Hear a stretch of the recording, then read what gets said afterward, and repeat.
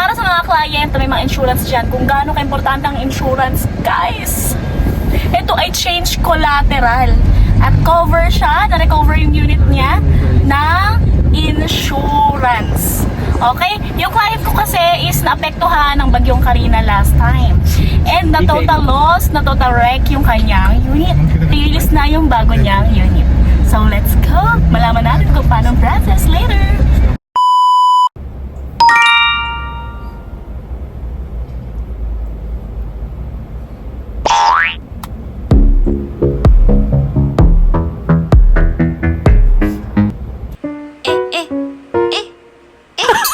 Alam ko, ma'am. At Ken. Bakit? Nag-vlog ako, kuya. Say hi to the vlog. wag na po. I miss Pat Vlogging. Follow and subscribe. Thank you po. So, turuan ko lang kayo kung paano ang naging process ng change collateral natin for the unit client.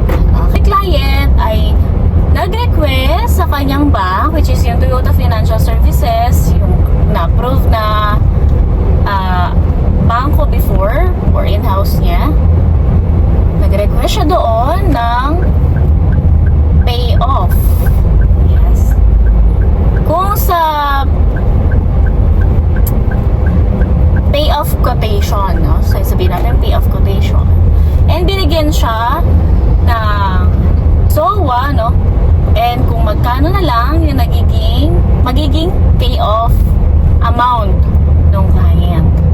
Then, itong si client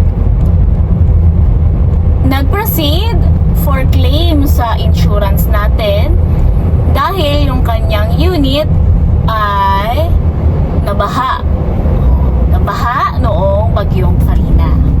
Hindi naman natin inaasahan yung mga pagkakataon na ganyan gawa ng ito ay aksidente. Nung nakapag-request siya ng quotation sa insurance for claim, inform siya ng insurance na ito ay total loss na or total wreck.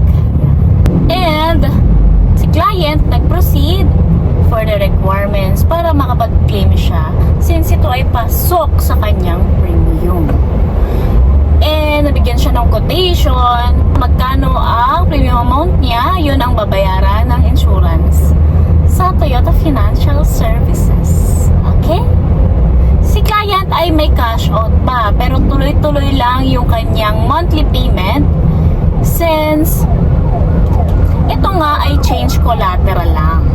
Umabot din ang process nito ng nasa 1 month kasi siya ay naging company PO and maraming kailangang proseso o pagdaanan sa pag-confirm ng kanyang bagong release, bagong unit. Okay?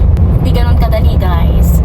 Pero, hindi kayo talo sa ganung posibilidad na nangyari dahil tayo ay insured.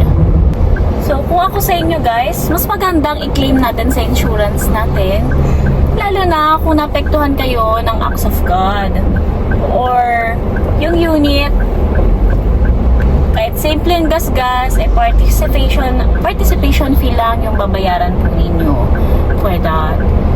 And client, may kinash out pa rin sa aming dealer since ang premium amount lang niya for the unit Avanza na ang SRP is 1,010,000, ang premium niya is nasa 900,000. So, 900,000 lang yung parang pinaka-amount PO na ibinigay po ng company or ng insurance na sasagutin nila. So, si client pwede rin mag-downgrade for the unit para wala na siyang i-cash out. Diba? Napakasimple.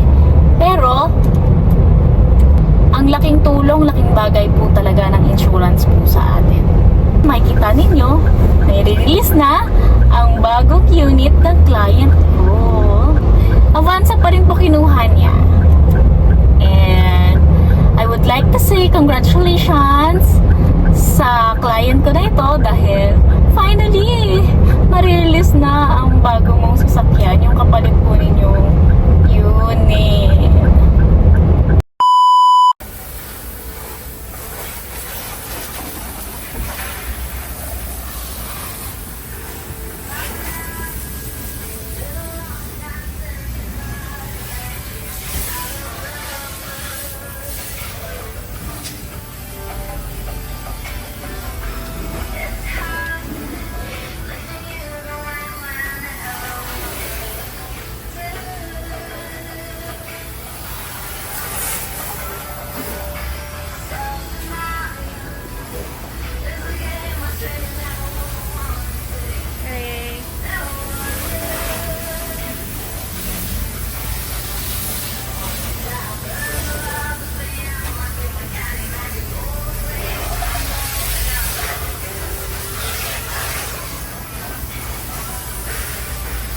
Ayun, happy day everyone! This is me again, your marketing professional, and si Mr. Alberto para i-share sa atin ng experience sa kanyang process sa insurance claim regarding po sa acts of nature. Dahil si Sir Alberto ay naka-experience ng flooded unit noong bagyong Karina. So, i-share ni Sir Alberto since siya ay magcha-change collateral, kung nasa magkano ba yung kanyang kinash out, kung gaano katagal, o yung proseso, or worth it ba ito. So, okay, Sir Alberto? Yes po. Unfortunately, this is my first time na magkaroon ng experience sa vehicle na flooded. At Actually, una, wala akong idea kung ano yung gagawin.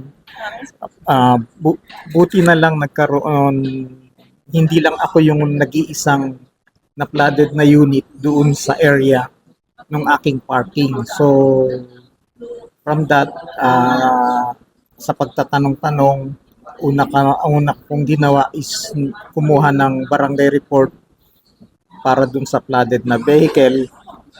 And then, mula doon, hindi ko na alam kung paano yung gagawin ko.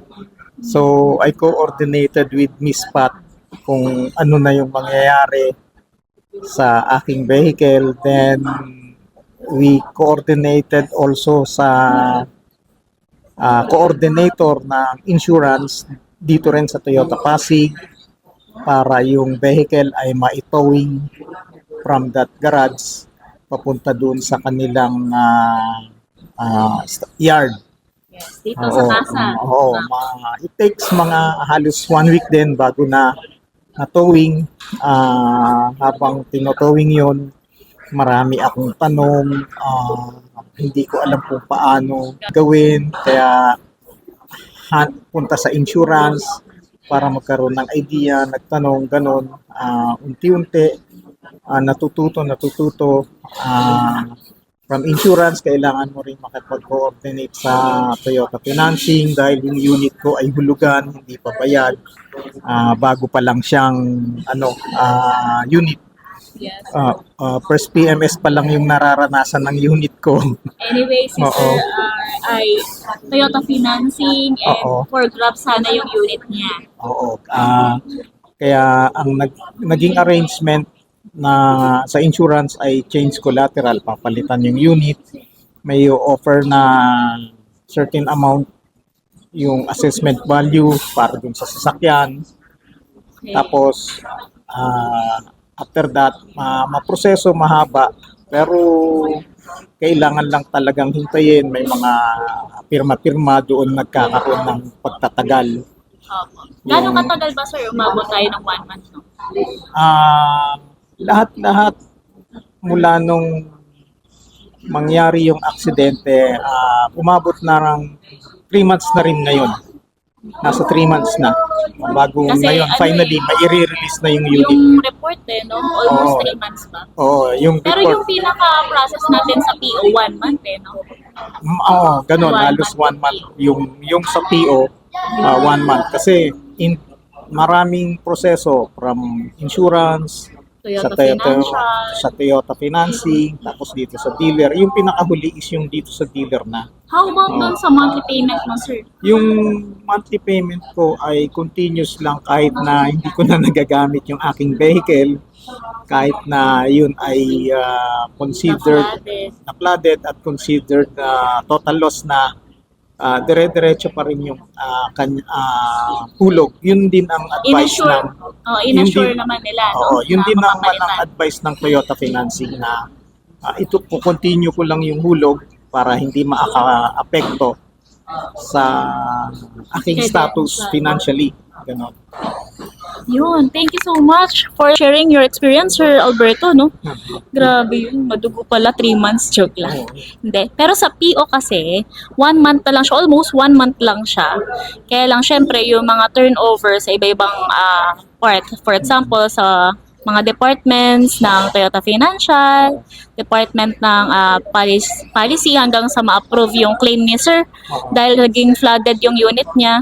Worth it naman siya ngayon dahil pag turnover ni Sir sa unit niya ngayon is brand new talaga.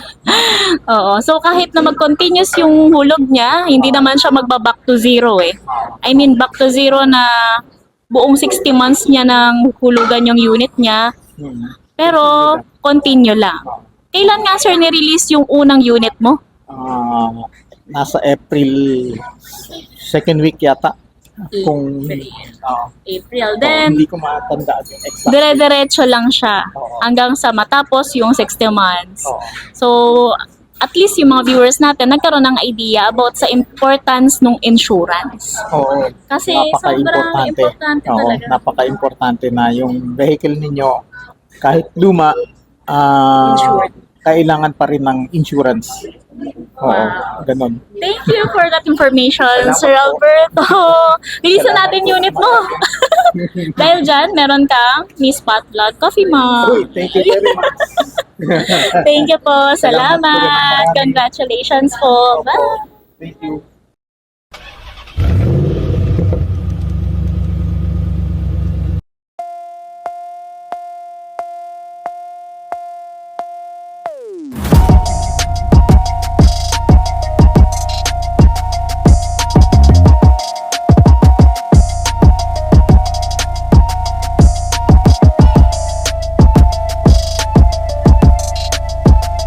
Maraming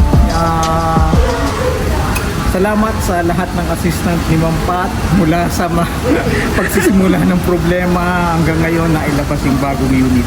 Thank you very much po. Thank you so much, Mr. Alberto, and congratulations. Maraming salamat po. Congratulations, Sir Alberto. Thank you po. Maraming salamat po. Bagong unit na naman. Yes, thank you so much po. God bless us. Thank you, Lord.